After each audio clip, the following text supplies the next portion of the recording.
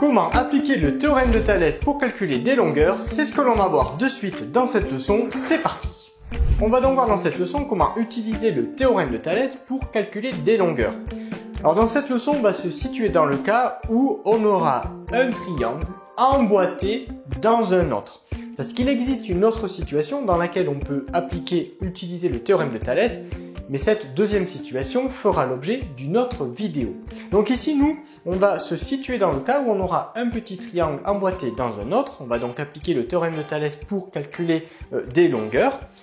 Avant de réaliser cet exercice-là, je vais bien t'expliquer en fait comment la situation est construite pour que tu comprennes bien comment fonctionne le théorème de Thalès. Eh bien c'est parti, regardons à présent comment est construit le théorème de Thalès. Alors pour cela, pour bien comprendre comment il est construit, j'ai tracé un petit triangle, ici, IBC. Je t'ai écrit la longueur de chacun de ses côtés. Et là, j'ai tracé un autre triangle, plus grand, IJK. Et là aussi, je t'ai précisé à chaque fois la longueur de ses côtés. Et là, je voudrais que tu me dises rapidement ce que tu constates quand tu regardes ces deux triangles. Bien normalement, effectivement, quand on regarde ces deux triangles et que plus particulièrement on regarde la longueur des côtés, eh bien on constate assez rapidement que ce triangle ici, le triangle IJK, eh bien il est 2 fois plus grand que le triangle IBC. En effet, qu'est-ce que j'ai fait? Eh bien en fait, le triangle IJK, tout simplement, c'est un agrandissement du triangle IBC. Autrement dit, le triangle IJK, c'est un triangle, il est semblable, les deux triangles ici sont semblables, il est semblable au triangle IBC. Comme il est semblable, eh bien finalement, le triangle IJK, il est proportionnel par rapport au triangle IBC. Et là, en l'occurrence, il est 2 fois plus grand. Si je te demande quel est le coefficient de proportionnalité, bien, quand je compare le grand par rapport au petit, que je regarde la longueur des côtés, bien, assez rapidement, on va trouver que le coefficient de proportionnalité, c'est 2. En effet, ce triangle, il est 2 fois plus grand que celui-ci. Alors, je peux voir les choses à l'inverse, c'est-à-dire que si je regarde le petit par rapport au grand, eh bien, le petit triangle, il est 2 fois plus petit que le grand triangle. Donc là, si je regarde dans ce sens-là, le coefficient de proportionnalité, mais comme il est 2 fois plus petit, le coefficient de proportionnalité, c'est 1/2. Bien, c'est ça, en fait, le théorème de Thalès, c'est quand, lorsque l'on applique le théorème de Thalès, on se situe, en fait, dans une situation de proportionnalité. Et finalement, qu'est-ce que j'ai fait ici? Bien, tout simplement, comme ces deux triangles, ils sont semblables, eh bien, j'ai emboîté le petit dans le grand. Et on retrouve, en fait, cette situation ici. J'ai donc emboîté le triangle IBC dans le triangle IJK, c'est ce que j'ai fait ici. Et on se retrouve donc dans la situation que l'on retrouve ici. Et à partir de cette situation-là, on va pouvoir appliquer le théorème de Thalès pour calculer des longueurs. Alors avant de réaliser l'exercice type, on va ici écrire l'égalité de Thalès qui finalement est une égalité de rapport qui nous permet de trouver le coefficient de proportionnalité de notre situation. Alors on les connaît déjà. Alors tout dépend après de quelle manière je regarde les choses. Si je compare la longueur des côtés du petit triangle par rapport au grand, bien là le coefficient de proportionnalité ça va être 1/2 parce que ici le petit triangle il est 2 fois plus petit que le grand. Par contre si je compare la longueur des côtés du grand triangle par rapport à ceux du petit, bien là le coefficient de proportionnalité ça va être 2 parce que ce triangle il est 2 fois plus grand que le petit. Alors habituellement, quand on écrit l'égalité de Thalès, quand on applique le théorème de Thalès, on va comparer la longueur des côtés du petit triangle par rapport au grand.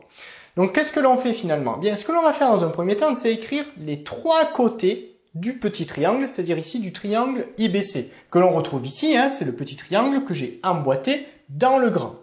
Donc je vais écrire dans un premier temps les 3 côtés, recopier 3 côtés du triangle IBC. C'est-à-dire, on a le côté IC, on a le côté IB, et enfin on a le côté BC.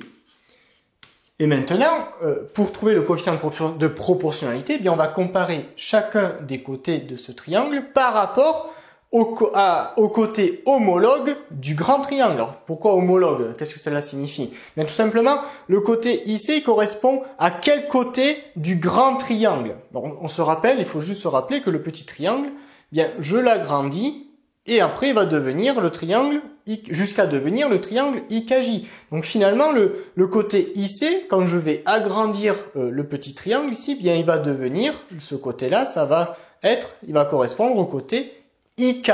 Donc finalement, le côté IC du petit triangle, il fonctionne avec le côté IK.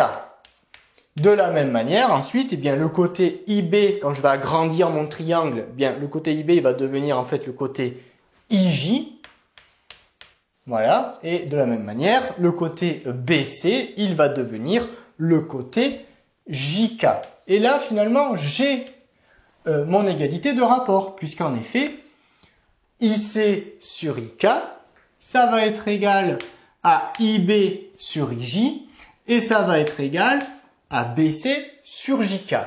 Maintenant, si je remplace avec les données de mon énoncé, bien le côté IC, je sais qu'il fait 25 cm.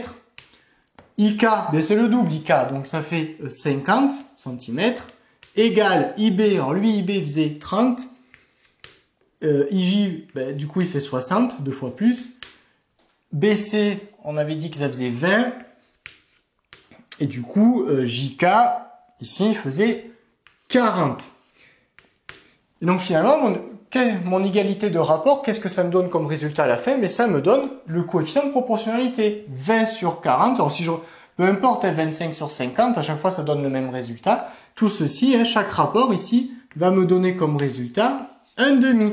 Et c'est bien ce qu'on avait dit dès le début.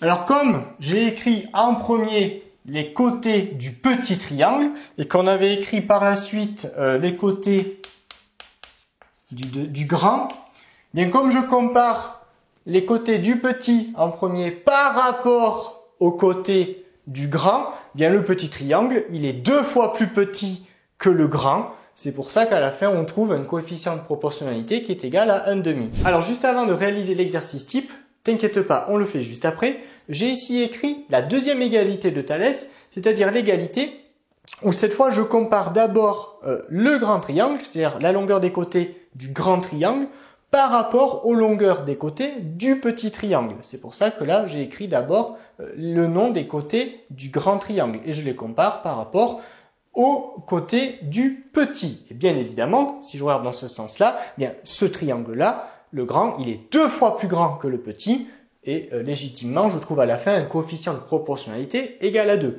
Ici, on avait comparé le petit triangle par rapport au grand et comme il est 2 fois plus petit, bien effectivement, le coefficient de proportionnalité, c'est 1,5.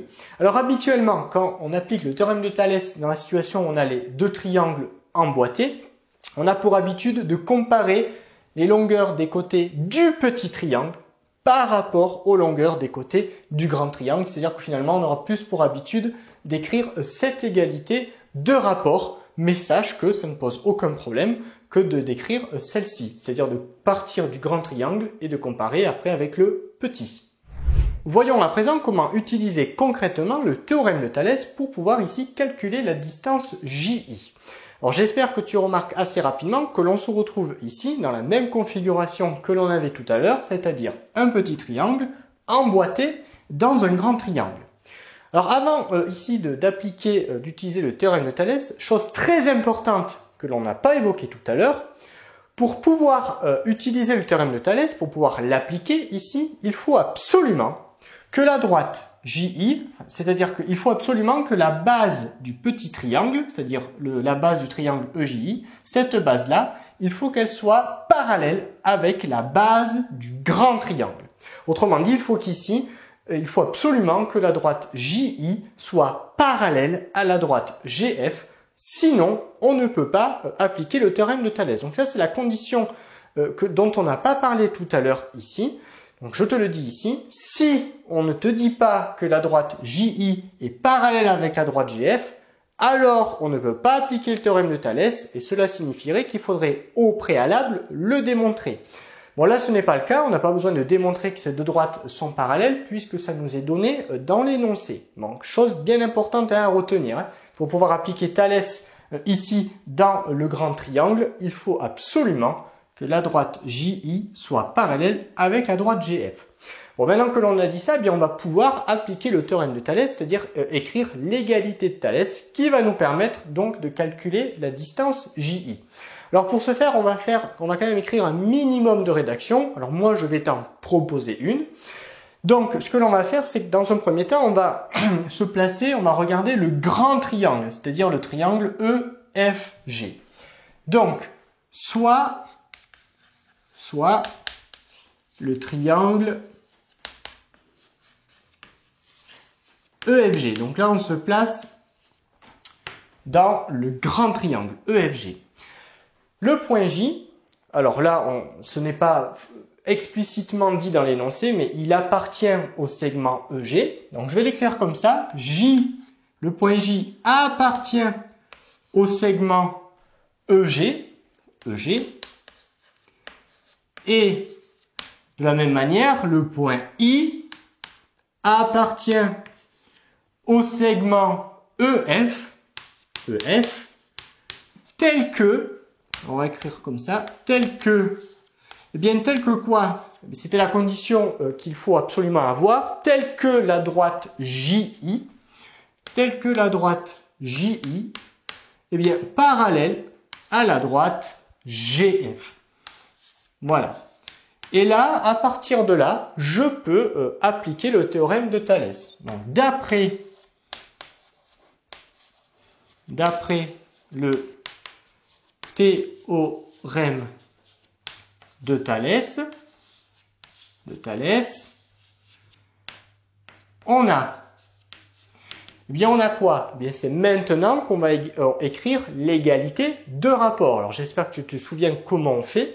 Ce que l'on va faire, c'est qu'on va se placer pour écrire l'égalité des rapports. On va d'abord commencer par écrire les côtés du petit triangle et ensuite ceux du grand triangle. Parce qu'on a plutôt l'habitude de le faire comme ça. Alors on a quoi? Bien, les côtés du petit triangle, c'est les côtés EJ, EI et JI. Donc on va déjà écrire les côtés du triangle EJI. Donc je vais faire comme ça. Donc là, je vais d'abord écrire les côtés du triangle EJI, c'est-à-dire les côtés EJ, EI, et enfin, ce qui nous intéresse, c'est-à-dire le côté JI. Et maintenant, dessous, je vais comparer, je vais écrire les rapports, je vais faire la correspondance avec le grand triangle. C'est-à-dire que le côté EJ, quand je vais agrandir le triangle EJI, bien le côté EJ, il correspond au côté EG. Donc EJ sur EG. Ensuite, le côté EI, lui intuitivement, on s'en rend bien compte, il va correspondre avec le côté EF du grand triangle.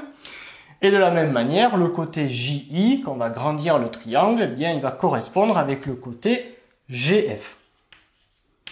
Maintenant que l'on a écrit l'égalité de Thalès, eh bien, on va pouvoir remplacer avec les données de notre énoncé. Alors juste avant, j'ai oublié de te dire un moyen mémotechnique ici qui nous permet de savoir que l'on a bien écrit notre égalité de Thalès. Tu constateras que ici, tu vois, là j'ai du E, là j'ai du E, le point E à chaque fois. Bien, si je cache à chaque fois le point E, bien qu'est-ce qu'il me reste? Il me reste J, le point J et le point I. J'espère que tu le vois bien, que l'on retrouve donc en haut ici. De la même manière en bas, je cache ici les deux points E, c'est-à-dire celui-ci et celui-ci, et je lis donc GF que je retrouve bien ici. Donc ça, c'est juste la petite astuce que j'ai oublié de te dire tout à l'heure, qui nous permet donc de vérifier que l'on a bien écrit l'égalité de Thalès. Alors maintenant que je l'ai écrite, bien rapidement, on va remplacer par ce qu'on connaît, EJ. Bien EJ, je sais que c'est égal à 32,5. Sur EG, on me dit que ça fait 70. EI, eh bien je ne connais pas, donc je réécris tel quel, parce qu'on ne nous le dit pas, je ne connais pas. De la même manière que EF, je ne connais pas non plus. Ensuite, JI, bien JI, on va l'écrire en rouge, parce qu'en fait c'est ce que je cherche, JI. Et enfin GF, on me dit que ça fait 59.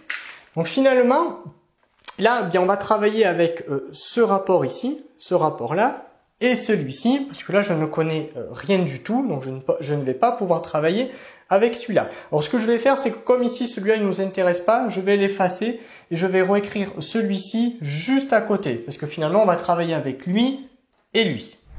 Voilà, j'ai effacé le rapport qui ne nous intéressait pas, c'est-à-dire celui-ci, parce que finalement on ne connaissait ni cette valeur ni celle-ci. Donc finalement on se retrouve avec ceci. Bien là j'ai deux rapports, et bien on va utiliser le produit en croix qui va donc nous permettre de déterminer la longueur JI. Parce que moi ce que je veux c'est JI égale. Alors égale quoi? Bien égale, et c'est là qu'on va donc utiliser le produit en croix. Ici, le produit en croix, eh bien, ça fonctionne par couple. C'est-à-dire que 32,5, il va fonctionner avec 59 et JI, il va fonctionner avec 70.